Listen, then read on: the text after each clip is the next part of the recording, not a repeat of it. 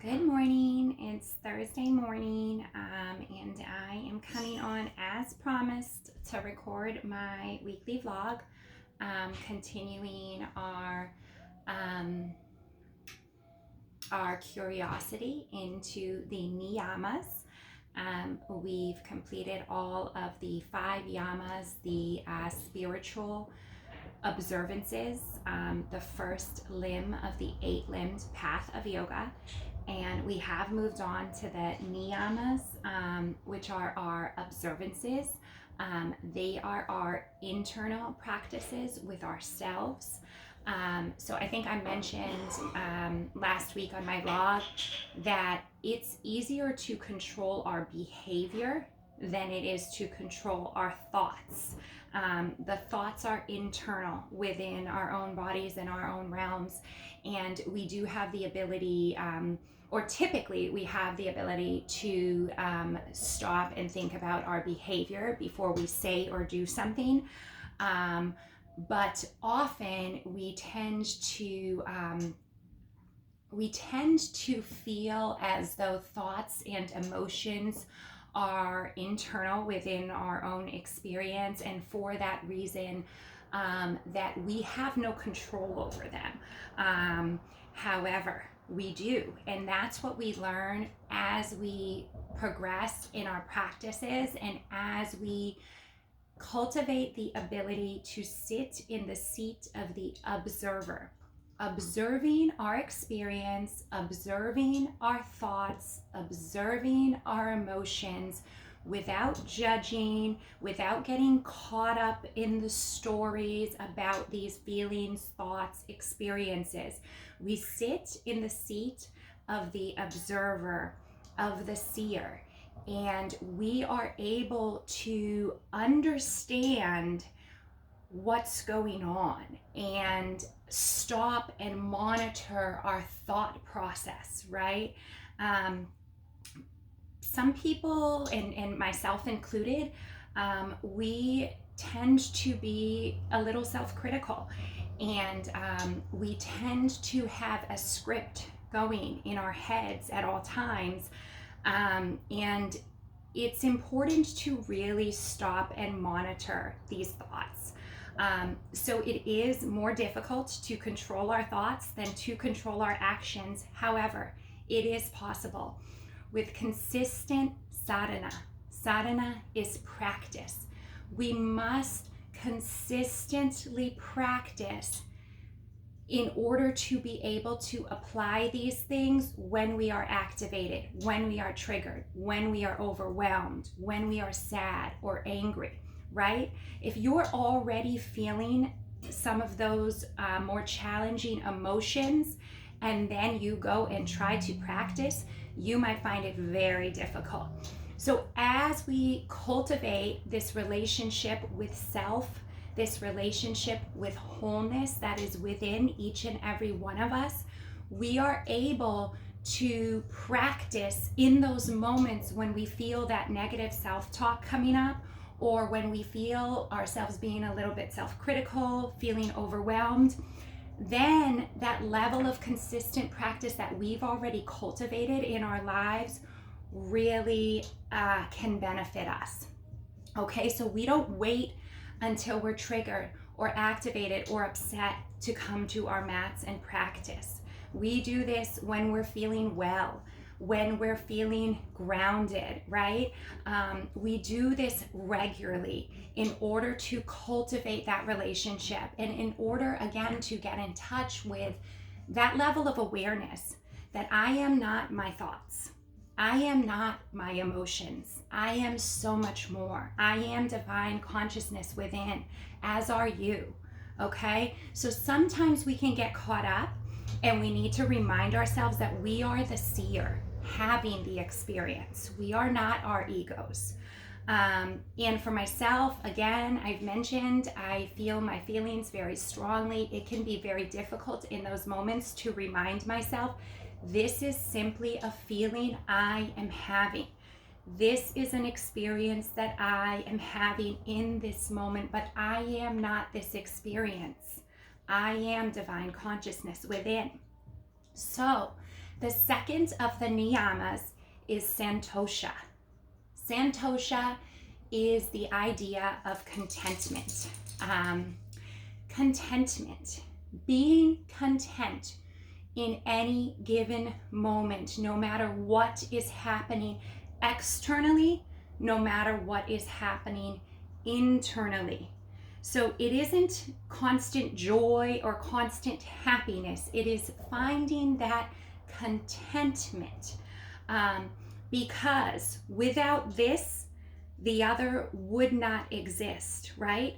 Without suffering and the experience of suffering, we cannot fully experience happiness. So the two do go hand in hand. In yoga, the yin and the yang, you never have one without the other, because that's our fullness of our human experience. But this is a heavy one. This is a really challenging one. We go through so much in our human experience in this life. To be able to find contentment no matter what you might be experiencing can be super challenging. And again, that's why it's a practice, and that's why I continue to practice this. Contentment allows being content with ourselves, because again, internal practices, right? Finding contentment within. Being content with ourselves allows us to remove our mask, right? I am content with me, and therefore I can show up just as me at any given moment. Through that, I am able to fully be present and live and experience things as they come, as they unfold. I don't want to be living in the future because that creates anxiety. I don't want to be living in the past because that creates depression. I want to be living in this current moment, allowing it to unfold in the way that, divine has predestined it to unfold, and allow myself to fully experience that without judging, without thinking about what's next, worrying, right? All of these things that feel almost innate to our nature, when we cultivate that objective seat of the observer, we realize these things are not innate. And one of the wonderful blessings of being a human being is that we can actually work on cultivating that sense of contentment within through monitoring our own thoughts, through nurturing and caring for ourselves spiritually and emotionally, through recognizing when we're hard on ourselves and applying that compassionate self-forgiveness, right? So we can show up as our authentic selves, so we can be in union, mind, body, and spirit, union with the divine, which is our yogic path. So Santosha, contentment. I'm laughing because it's just so much. It's so much. And I've already been talking for 9 minutes. So what my vinyasa practice manual says in regards to Santosha or contentment, it says contentment comes from the realization of wholeness. Let that sit with you.